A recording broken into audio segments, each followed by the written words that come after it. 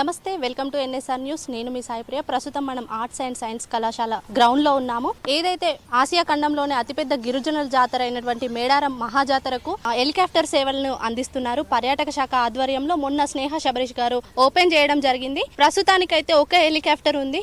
అది హన్మకొండ నుండి మేడారం వరకు ఒక హెలికాప్టర్, అక్కడ ఇంకో హెలికాప్టర్ అక్కడ జాయ్ రైడ్ ని సేవలను అందిస్తుంది. ఇక్కడ నుండి వెళ్లిన వారికైతే విఐపి దర్శనము తీసుకువెళ్లి వాళ్ళే దర్శనం చేపించుకొని మళ్ళీ తీసుకొచ్చి హన్మకొండలో వదిలిపెట్టడం జరుగుతుంది. ఒక్క ప్యాసింజర్ కి 36,000. మేడారంలో గనక జాయ్ రైడ్ తిరగాలంటే వాళ్ళకి 4,000 దాదాపు 5,000 వరకు పడుతుందని చెప్తున్నారు. ఒకసారి ఆపరేషన్ డైరెక్టర్ మనతో ఉన్నారు, ఒకసారి వారితో మాట్లాడే ప్రయత్నం చేద్దాం.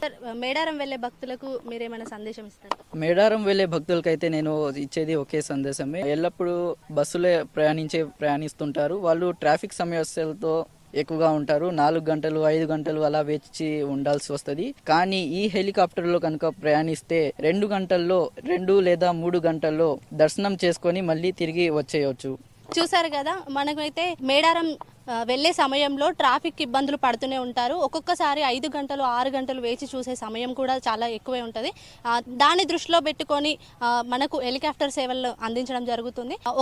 ఒక్క ప్యాసింజర్ కి 36,000. ఇక్కడ నుండి మేడారం వరకు వెళ్ళిన వాళ్ళను విఐపి దర్శనం కూడా వీళ్ళే చేపిస్తారు.